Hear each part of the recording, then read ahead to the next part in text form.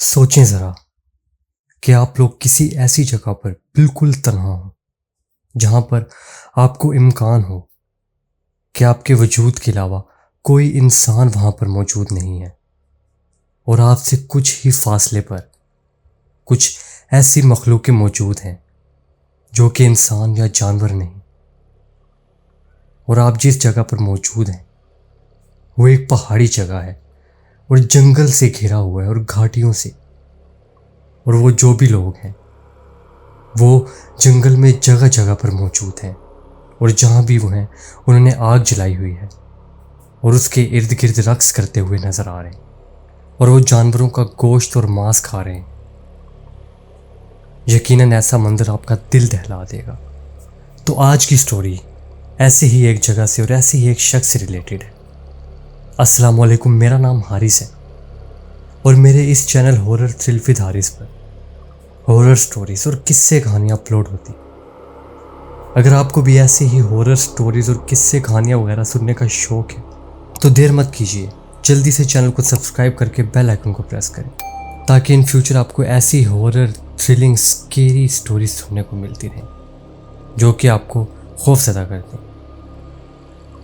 آپ کے ساتھ بھی زندگی میں کبھی کوئی ایسا انسیڈنٹ ہوا ہے، ایسا ہورر سکیری کریپی جو کہ آپ کو لگتا ہے کہ شیئر کرنا چاہیے، تو بلا جھجک میرے دیے گئے واٹس ایپ نمبر پر شیئر کریں جو کہ آپ کو اسکرین پر شو ہو رہا ہوگا، اور نیچے ڈسکرپشن میں بھی واٹس ایپ نمبر اور انسٹاگرام آئی ڈی دونوں مینشن، جہاں مناسب لگتا ہے شیئر کریں۔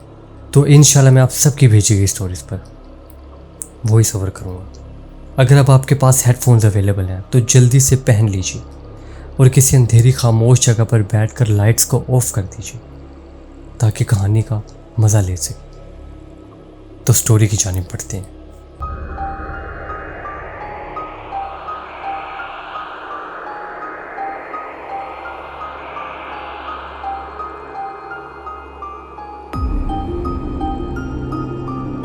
السلام علیکم حارث بھائی، میرا نام طلحہ حسین ہے، میری ایج 28 ایئرس ہے اور میں سیالکوٹ کا رہنے والا ہوں۔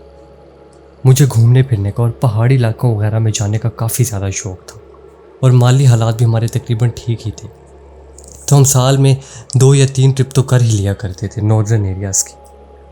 شروع میں جب ہمیں اتنا ایکسپیرینس نہیں ہوا کرتا تھا تو ہم لوگ کیمپنگز وغیرہ نہیں کیا کرتے تھے، بس وہاں جا کر ہوٹل وغیرہ میں روم لیا کرتے تھے اور پھر اس جگہ کو ایکسپلور کیا کرتے تھے۔ لیکن اب ہم اس فیلڈ میں اتنے ماہر ہو چکے تھے کہ آرام سے کیمپنگز وغیرہ بھی کر لیا کرتے تھے۔ پہلے تھوڑے کم ڈینجرس جگہوں پر جا کر ہم نے سٹارٹ کیا، کیمپنگز وغیرہ کی، اور اس طرح اپنا ایکسپیرینس ڈیولپ کیا۔ ہم 5 سے 6 دوستوں کی ایک ٹیم ہوا کرتی تھی جو کہ ایسے سفر پر جایا کرتے تھے۔ وہ الگ بات ہے کہ کبھی کسی مجبوری کی وجہ سے کوئی دوست اگر نہ آ پاتا تو نہ آتا، ورنہ ہم 5 سے 6 دوست تو ہر دفعہ ہوتے ہی ہوتے تھے۔ آج جو ایکسپیرینس میں آپ کے ساتھ شیئر کر رہا ہوں یہ میرے ساتھ تقریباً 4 سال پہلے ہوا تھا، اور وہ میرے لیے میری لاسٹ ٹرپ ثابت ہوئی۔ اس کے بعد سے لے کر آج تک میں نے کوئی اس طرح کی کیمپنگ وغیرہ والی ٹرپ نہیں کی، اور نہ ہی لگتا ہے کہ اب کبھی کروں گا، کیونکہ وہ خوف آج تک میرے دل میں زندہ ہے۔ میرے سمیت ہم لوگ 6 لڑکے تھے، اور وہ بھی میرے اسکول ٹائم سے فرینڈ ہی تھے جو 5 میرے ساتھ تھے۔ تو ہم ساروں کا ناران کغان جانے کا ارادہ بنا، اور اس دفعہ ہم نے تقریباً 7 دن کا وہاں پر سٹے کرنا تھا، 6 راتیں اور 7 دن۔ ہم نے ایک وین بھی رینٹ پر لے لی تھی، میرے ایک دوست کو وین وغیرہ چلانی آتی تھی، اس لیے ہم ڈرائیور کو ساتھ لینے کی بجائے اپنی وین کو رینٹ پر لے لیا کرتے تھے جتنے دن کے لیے چاہیے ہوتی، اور اس کے بعد ڈرائیونگ میرا فرینڈ کیا کرتا تھا، کیونکہ وہ ایک ہی بندہ تھا جس کو اتنی بڑی وہیکل چلانی آتی تھی۔ اسی لیے ہم راستے میں رک کر اپنے سفر کو کنٹینیو کیا کرتے تھے تاکہ کسی قسم کا حادثے کا شکار نہ ہو۔ ہم سارے اب بالکل ریڈی تھے۔ یہ دسمبر کا مہینہ تھا اور سردی کافی زیادہ شدید پڑ رہی تھی پنجاب میں بھی، تو خود اندازہ لگائیں کہ ناران کغان والی سائٹ پر ٹھنڈ کا کیا عالم ہوگا۔ ہم نے اسی مطابق اپنا سارا سامان بھی پیک کیا ہوا تھا۔ اب ہم صبح تقریباً 6 بجے ہی اپنے گھر سے روانہ ہو چکے تھے۔ ہم سارے دوست آپس میں ہنسی مذاق کرتے ہوئے، گانے گاتے ہوئے اور ایک دوسرے کو ہنساتے ہوئے آگے بڑھتے جا رہے تھے۔ سب سے پہلے ہم نے موٹر وے پر ہی ایک ہوٹل پر رک کر کھانا کھایا، اس کے بعد ہم اپنے ناردرن ایریا کے لیے روانہ ہو گئے۔ اور جہاں تک ممکن ہوا وہاں تک گاڑی چلائی۔ پھر اپنے دوست کو ریسٹ دینے کے لیے ہم لوگوں نے ایک ریسٹ ایریا کے پاس گاڑی کو روکا۔ آدھا پونا گھنٹہ وہاں پر آرام کیا، تھوڑے بہت کھانے پینے کی چیزیں لیں جیسے نمکو، بسکٹس اور بوتل وغیرہ۔ اس کے بعد دوبارہ ہم نے اپنا سفر کنٹینیو کیا، اسی طریقے جگہوں پر رکتے ہوئے اور آرام وغیرہ کرتے کرتے ہم تقریباً رات کے 7 بجے کاغان میں انٹر ہو چکے تھے، اور اب ہم سارا پہاڑی علاقہ ہی کور کر رہے تھے۔ ہمیں کوئی ایسی جگہ ڈھونڈنی تھی کہ جہاں پر ہم اپنا کیمپ سیٹ کر سکیں، آگ وغیرہ جلا سکیں اور اپنی انجوائمنٹ کو شروع کر سکیں۔ ہم اپنی گاڑی کو ایک ایسی گھاٹی میں لے کر گئے کہ جہاں پر اس کو لے کے جانا مشکل بھی نہیں تھا اور آرام سے ہم اس کو وہاں پر کھڑا بھی کر سکیں۔ اس کے بعد ہم نے اپنے بیک پیکس نکالے اور اس پہاڑ پر ہائکنگ کرتے ہوئے اوپر جانے لگے، کوئی ایسی جگہ ڈھونڈنے کے لیے کہ جہاں پر ہم آرام سے اپنی کیمپنگ کر سکیں، اور جو جگہ اس مطابق بھی ہو کہ ہم وہاں پر آرام سے اپنی انجوائمنٹ کر سکیں۔ جب ہم اب کافی ٹاپ پر پہنچ چکے تھے تو بتاتا چلوں کاغان ایک ایسی جگہ ہے جہاں پر درخت وغیرہ تو ہیں لیکن اتنے زیادہ نہیں ہیں۔ زیادہ تر وہ جگہ دیکھنے میں ایسے لگتی ہے کہ جیسے کوئی بنجر علاقہ ہو، کیونکہ وہ ایک خشک پہاڑ ہے اور کہیں کہیں پر تھوڑے بہت درخت وغیرہ اور جھاڑیاں وغیرہ دیکھنے کو مل جاتی ہیں۔ اب ہم نے ایک ایسا ہی کھلا سا ایریا ڈھونڈ لیا جس کے آس پاس کافی زیادہ میدان تھا اور نیچے کافی زیادہ گھاٹی بھی نظر آ رہی تھی، اور ہم سے کافی فاصلے بعد ایک جنگل سا بھی نظر آ رہا تھا جس میں کافی اونچے درخت تھے، لیکن وہ درخت کافی ڈینسٹی میں نہیں تھے، مطلب کم جگہوں پر تھے۔ وہ جنگل اتنا زیادہ گھنا نہیں لگ رہا تھا باقی جگہوں کی نسبت جو کہ ہم پہلے گھوم چکے ہیں۔ اب جلدی سے ہم نے اپنے وہاں پر سارے سامان کو سیٹ کیا۔ ہم 6 دوست تھے اور ہم 3 کیمپ سیٹ کرنے والے تھے، ہر کیمپ میں 2 لڑکوں نے رکنا تھا۔ جلدی سے اپنے کیمپ سیٹ کرنے کے بعد اب ہم کیمپ کے بالکل سامنے لکڑیاں جمع کر کے آگ جلانے لگے۔ کافی اچھی آگ جلائی تھی میرے دوست نے، وہ اس کام میں کافی ماہر تھا۔ اب ہم نے اپنے باربیکیو کا سارا سامان وہاں پر سیٹ کیا، گوشت وغیرہ تیار کیا، مسالے وغیرہ لگائے، وہ سارا سامان ہم نے کیمپ کے اندر ہی رکھا ہوا تھا۔ اب جیسے ہی آگ جل گئی تو ہم اس ماحول کو کافی زیادہ انجوائے کر رہے تھے۔ پہلے بھی میں کافی زیادہ جگہوں پر گھومنے جا چکا تھا اور ایسا ایکسپیرینس پہلے بھی لے چکا تھا، لیکن جو ہم ہوٹل رومز وغیرہ میں رکا کرتے تھے اس ایکسپیرینس میں اور اس میں زمین آسمان کا فرق تھا۔ ہم آپس میں بس یہی باتیں کر رہے تھے کہ کاش یہ زندگی ختم ہی نہ ہو اور ہم ہمیشہ کے لیے ایسی ہی کسی جگہ پر شفٹ ہو جائیں۔ کیا سکون ہے یار، نہ ہی سٹی کا کوئی شور، نہ ہی ٹریفک، نہ ہی کوئی آلودگی وغیرہ، کتنا سکون کا ماحول ہے۔ ہم کافی زیادہ پیک اپ ہو کر بیٹھے ہوئے تھے۔ آپ کو بتا چکا ہوں کہ وہاں پر کافی شدید قسم کی سردی پڑا کرتی، ہم نے کپڑوں کی لیئرنگ کر رکھی تھی جس کی وجہ سے ٹھنڈ اتنا فیل نہیں ہو رہی تھی، اور ساتھ ہی ساتھ ہم آگ کے ارد گرد بیٹھے ہوئے تھے۔ اس کے باوجود بھی ہمارے ہاتھ کافی ٹھنڈے تھے کیونکہ ہاتھ پر ہم نے کوئی گلوز وغیرہ نہیں پہنے ہوئے تھے۔ ادھر سے ہمیں اندازہ ہو رہا تھا کہ سردی کتنی زیادہ شدید ہے۔ اب ہم یہ ساری انجوائمنٹ وغیرہ کر کے کھانا وغیرہ کھا کر اب جب آگ بالکل کم ہو گئی اور تھوڑے نیچے کوئلے سے رہ گئے، ان کے اوپر ہاتھ سیک رہے تھے اور آپس میں باتیں کر رہے تھے کہ یہاں کی اور شہر کی زندگی میں کتنا یار فرق ہے۔ یہ باتیں کرتے کرتے ٹائم بھی کافی زیادہ ہو چکا تھا، تقریباً رات کے 1-2 تو بج ہی چکے تھے۔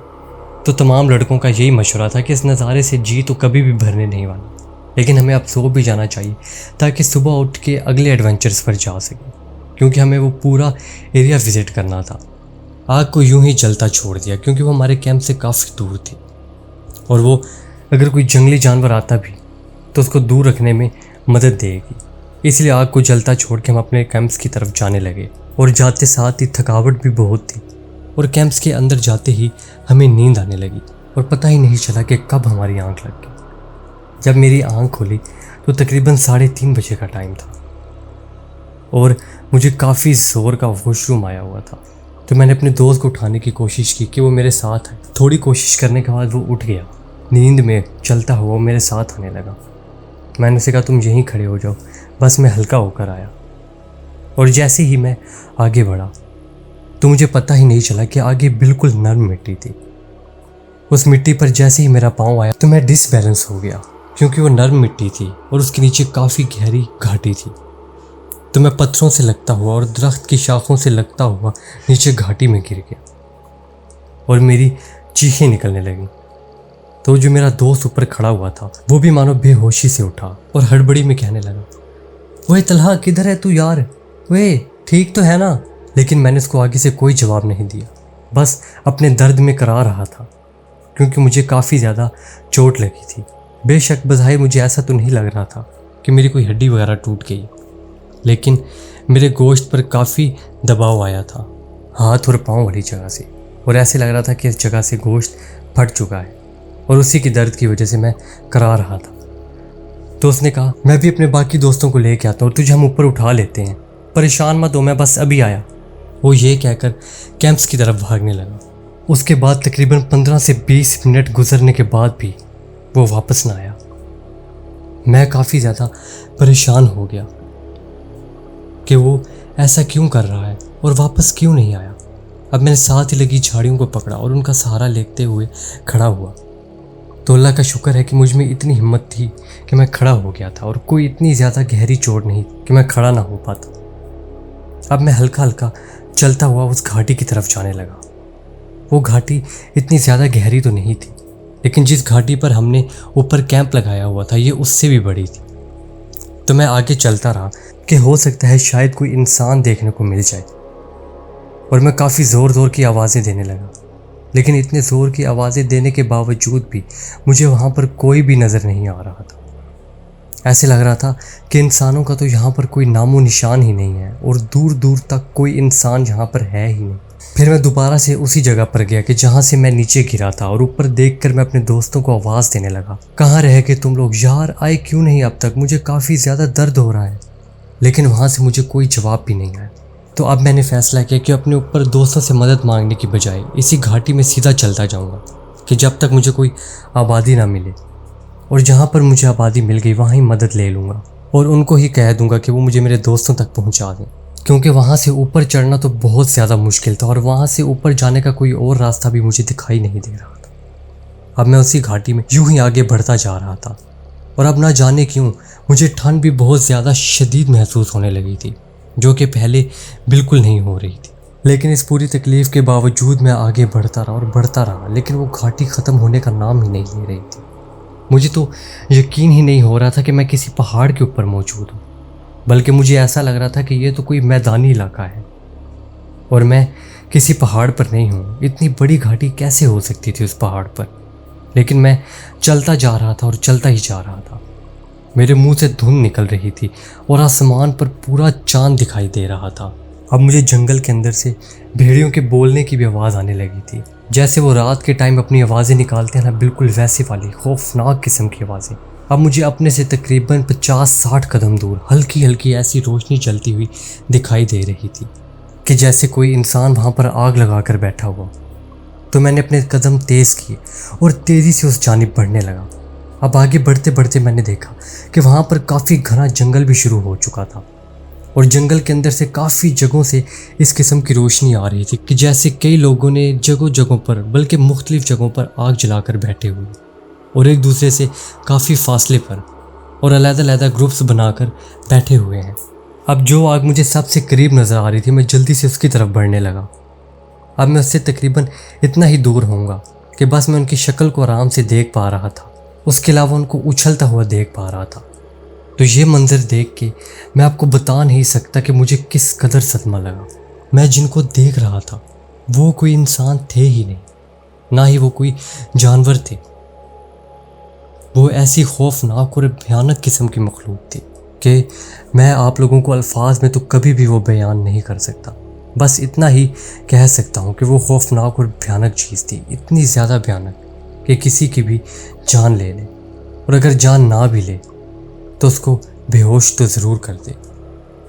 اب میرے قدموں میں سے بالکل جان ختم ہو گئی، اور ایسے لگا کہ میرے نیچے والے جسم میں سے بالکل جان ختم ہو گئی اور میں نیچے جا گرا، ایسے جیسے بندہ گھٹنوں کے بل بیٹھتا ہے، اور میں اسی طرف دیکھ رہا تھا۔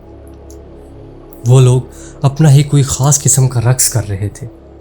اس کے علاوہ انہوں نے جو آگ جلائی ہوئی تھی اس کے اندر بھی کودتے تھے اور پھر باہر نکل آتے تھے، جیسے وہ کسی قسم کا کوئی ریچول کر رہے ہوں یا کسی کو راضی کرنے کی کوشش کر رہے ہیں۔ اس کے بعد وہ آسمان کی طرف دیکھتے تھے اور شور مچاتے ہوئے اس جانور کی طرف بھاگتے تھے جو کہ انہوں نے مار کے اپنے ساتھ رکھا ہوا تھا۔ پتہ نہیں وہ ہرن تھا یا کیا تھا، دور سے اتنا واضح پتہ نہیں چل رہا تھا کیونکہ وہ آدھا کھا چکے تھے اس کو۔ اور پھر جب میں نے جنگل کی طرف نظر دوڑائی تو ادھر جگہ جگہ پر اس طرح کی روشنی چل رہی تھی۔ مجھے نہیں پتا تھا کہ وہاں پر یہ گروہ کتنی زیادہ تعداد میں موجود ہے، اور نہ ہی میں اس چیز کا اندازہ لگانا چاہتا تھا۔ مجھے لگتا تھا کہ میں اس گھاٹی سے گر کے نچلی گھاٹی میں نہیں آیا، بلکہ اس گھاٹی سے گر کے میں کسی اور ہی دنیا میں آ گیا، کیونکہ وہاں پر وہ مخلوق اتنی زیادہ تھی، اس کے باوجود بھی وہاں کوئی انسان ان کو دیکھ نہیں پا رہا تھا۔ یہ کیسے ہو سکتا تھا؟ میں اللہ سے یہی دعا کر رہا تھا کہ میں یہ کوئی خواب دیکھ رہا ہوں اور ابھی میری آنکھ کھل جائے، لیکن وہ کوئی خواب نہیں تھا بلکہ حقیقت تھی۔ وہ اتنے وحشیانہ طریقے سے ناچ رہے تھے اور اس جانور کے اوپر بار بار جا کر حملہ کر کے اس کو کھا رہے تھے کہ مجھے بس اپنی جان کے لالے پڑ گئے، اور پیچھے اسی طرف بھاگنے لگا کہ جس گھاٹی سے میں نیچے گرا تھا، اور بالکل اسی ایگزیکٹ لوکیشن پر پہنچ گیا کہ جہاں سے میں نیچے گرا تھا۔ اب وہ روشنیاں مجھے اپنے قریب آتی ہوئی دکھائی دے رہی تھیں۔ ایسا لگ رہا تھا کہ جیسے ان لوگوں کو پتہ چل چکا ہے کہ یہاں پر کوئی انسان موجود ہے، اور وہ سارے ہی ایک ساتھ میری طرف بڑھ رہے ہیں، اور انہوں نے ہاتھوں میں مشال اٹھائی ہوئی ہے اور کافی زیادہ شور مچاتے ہوئے میری طرف بڑھ رہے ہیں۔ میری تو مانو جان حلق میں ہی اٹک گئی۔ وہ روشنیاں ابھی بہت دور تھیں مجھ سے، لیکن ان کا شور مجھے سنائی دے رہا تھا۔ یہ سوچ کر کہ وہ مجھے کیسے ماریں گے اور کیسے کھا لیں گے، یہ وہم میرے دماغ پر طاری ہوتا جا رہا تھا، جس کی وجہ سے میری آنکھوں کے آگے اندھیرا چھانے لگا، اور پتہ نہیں کب مجھے خود بھی سمجھ نہیں آئی، میں زمین پر جا گرا اور بے ہوش ہو گیا۔ اب جب میری آنکھ کھلی تو میں ایک ہاسپٹل کے اندر موجود تھا۔ جی ہاں، ہاسپٹل کے اندر موجود تھا، اور میرے اوپر ایک نرس کھڑی ہوئی تھی۔ مجھے ہوش آتے ہی وہ جلدی سے باہر گئی۔ اس کے بعد میرے 5 دوست کمرے کے اندر آ گئے۔ ان میں سے 2 تو رونے بھی لگے اور کہنے لگے، یار یہ تیرے ساتھ کیا ہو گیا ہے؟ تو ہنستا کھیلتا ہوا ہمارے ساتھ آیا تھا، اور اب یہ پریشانی کیسے آن پڑی یار، کچھ سمجھ نہیں آ رہا۔ اور پھر وہ دوست جو کہ میرے ساتھ رات کو باہر آیا تھا، تو وہ مجھ سے پوچھنے لگا کہ جب میں نے تجھے کہا تھا کہ تو یہیں پر رہنا اور میں تجھے ابھی آ کر دوستوں کی مدد سے اوپر کھینچ لوں گا، تو وہاں سے کہاں غائب ہو گیا تھا؟ میں 2 منٹ بعد ہی اسی جگہ پر آ گیا تھا، اور سارے دوست، اور ہم نے تجھے کافی آواز دی، ٹارچ لائٹ کی مدد سے تجھے نیچے دیکھنے کی کوشش بھی کی، لیکن تو وہاں پر کہیں نہیں تھا۔ اس کے بعد ہم اسی جگہ سے نیچے اترے، اور ہم نے وہاں کی لوکل پولیس کو بھی کال کی، جو کہ وہاں کی سرچ اینڈ ریسکیو ٹیم تھی۔ انہوں نے بھی ہمارے ساتھ مدد کی اور اسی گھاٹی میں آئے۔ ہم رسیوں کی مدد سے اس گھاٹی میں اترے، تو یہ ڈھونڈنے لگے، لیکن تو ہمیں دور دور تک کہیں بھی نہیں ملا۔ حالانکہ وہ گھاٹی تھی بھی کافی چھوٹی سی، اور ہم نے اس کو پورا چھان مارا، لیکن تیرا تو کوئی وہاں پر نام و نشان ہی نہیں تھا۔ ہم لوگ تو اتنے زیادہ خوف زدہ ہو گئے تھے کہ تجھے آسمان کھا گیا ہے یا زمین نکل گئی، آخر تو یہاں سے جا کہاں سکتا ہے، اور وہ بھی 2 منٹ کے اندر تو کیسے وہاں سے غائب ہو گیا؟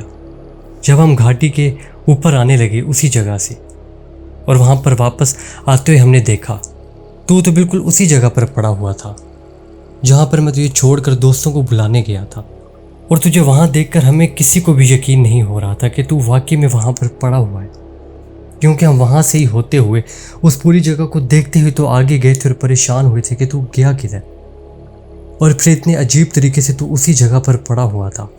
یہ سب تو ہماری سمجھ سے باہر ہے۔ وہاں پر ڈاکٹرز بھی موجود تھے، تو میں نے ڈاکٹرز کے باہر جانے کا انتظار کیا، پھر اپنے 5 دوستوں کو اپنے پاس بٹھایا، اور میرے ساتھ جو کچھ ہوا ان کو ایز اٹ از میں نے وہاں پر بتایا۔ تو وہ لوگ کہنے لگے کہ ہاں ہمیں بھی لگتا ہے کہ ایسی چیزیں ہوتی ہیں، غیبی چیزیں ہر جگہ پر موجود ہیں۔ اور ایک دوست بیچ میں سے کہنے لگا کہ اس چیز کا تو انکار کرنا ہی نہیں چاہیے، قرآن کریم میں اس چیز کا ذکر ہے، اسی لیے ایسی چیزیں ہوتی ہیں، اور تیرے کل رات کا حادثہ دیکھ کر تو اس چیز پر ایمان اور پختہ ہو گیا ہے، کیونکہ تجھے ہم نے دیکھا تھا تو وہاں نہیں تھا، سرچ اینڈ ریسکیو ٹیم نے بھی ڈھونڈا تو وہاں پر کہیں نہیں تھا، لیکن جب ہم واپس آنے لگے تو بالکل اسی جگہ پر پڑا ہوا تھا۔ یہ کوئی اتفاق نہیں ہو سکتا۔ اب وہ اللہ ہی جانے کہ تو وہاں سے گر کے کسی اور دنیا میں پہنچ چکا تھا، یا تیرے ساتھ کیا ہوا تھا، وہ نہ ہی تو جانتا ہے اور نہ ہی ہم جان سکتے ہیں، بس اس کو اللہ ہی جانتا ہے کہ وہ سب کیا تھا۔ خیر، انہوں نے مجھ سے کہا کہ تو اس بارے میں زیادہ مت سوچ اور خود کو پریشان مت کر، تیرے ٹھیک ہوتے ہی ہم یہاں سے گھر کی طرف روانہ ہو جائیں گے۔ وہاں سے 2 دن کی ٹریٹمنٹ کے بعد ہم لوگ اپنے گھر کی طرف روانہ ہو گئے۔ گھر پہنچتے ہی ہم نے اپنے گھر والوں میں سے کسی کو بھی اس حادثے کے بارے میں نہیں بتایا، بس یہ بتایا کہ یہ نیچے گر گیا تھا اور اس کو چوٹیں لگی ہیں، جس کی وجہ سے ہم جلدی واپس آ گئے۔ دوسرا واقعہ ہم نے ان میں سے کسی کو بھی نہیں بتایا کہ وہاں پر اس کے ساتھ یہ سب کچھ ہوا ہے۔ پھر ہم لوگ 2-3 دن ریسٹ کرنے کے بعد امام صاحب کے پاس جا پہنچے، ان سے دم وغیرہ کروایا اور حساب نکلوایا، تو انہوں نے ہمیں بتایا کہ یہ کسی ایسی جگہ گرا تھا جہاں پر دوسری دنیا کا دروازہ موجود تھا، مطلب جنات کی دنیا کا، اور یہ وہاں سے گر کر 1 سے 2 منٹ بعد ان کی دنیا میں پہنچ گیا تھا، اور ان چیزوں کو کافی دیر بعد پتہ چلا، اور ان کو اس کا وہاں پر جانا پسند نہیں آیا، اسی لیے تو یہ اپنی دنیا میں واپس بھیج دیا گیا۔ وہ جو بھی چیزیں تھیں انہوں نے اس کی حالت پر رحم کھایا، لیکن میں نے ان کو یہ بتایا کہ میں نے ان کو کتنے وحشی طریقے سے جانوروں کو کھاتے ہوئے دیکھا تھا، تو انہوں نے کہا کہ جانوروں کو ہی کھا رہے تھے نا، کسی انسان کو تو نہیں، مطلب وہ انسان کو نقصان نہیں پہنچاتے ہوں گے، بلکہ وہ جانوروں کو ہی کھا کر اپنا گزر بسر کرتے ہوں گے، اور تو نے ان کی دنیا کا ایک منظر دیکھ لیا تھا، اسی لیے انہوں نے اپنی پاور سے تجھے بے ہوش کر کے اپنی دنیا میں واپس پہنچا دیا، اور انہوں نے تیرے پر احسان کیا۔ یہ بات سن کر مجھے کافی زیادہ حیرانی ہوئی۔ اب میں جان چکا تھا کہ میں واقعی میں ایک دوسری دنیا میں جا پہنچا تھا، اور میری قسمت اچھی تھی کہ میں اپنی دنیا میں واپس آ گیا۔ اور اس دن جو سب کچھ میں نے دیکھا تھا، جو جنگلات، جو لائٹس، جو مخلوق، وہ ہماری دنیا کی تھی ہی نہیں، وہ بلکہ کوئی اور ہی دنیا تھی۔ وہ دن گیا اور آج کا دن ہے۔ ابھی بھی ہم ناردرن ایریاز میں ٹرپس پر جاتے ہیں، لیکن اب کبھی بھی میں کیمپنگ وغیرہ اپنے دوستوں کے ساتھ نہیں کرتا، اور نہ ہی وہ کرتے۔ اب ہم ہوٹلز وغیرہ میں روم لے لیا کرتے ہیں، اور گھوم پھر کر رات ہونے سے پہلے ہی اپنے ہوٹلز میں واپس آ جایا کرتے ہیں۔ اس ایکسپیرینس نے میرا گھومنے پھرنے کا نظریہ ہی چینج کر دیا ہے، اور یہ میری زندگی کا ایک ایسا انسیڈنٹ ہے جو مرتے دم تک مجھے یاد رہے گا، اور وقفے سے یاد آتا بھی رہے گا۔ تو ویورز، یہ تھی آج کی سٹوری۔ کیسی لگی آپ سب کو؟ امید ہے آپ لوگوں کو ضرور پسند آئی ہوگی۔ اگر پسند آئی ہے تو سٹوری کو تھمز اپ دیں۔ ملتے ہیں نیکسٹ ویڈیو میں ایک اور عمدہ، بہترین اور خوفناک سٹوری کے ساتھ۔ تب تک کے لیے اللہ حافظ، ٹیک کیئر۔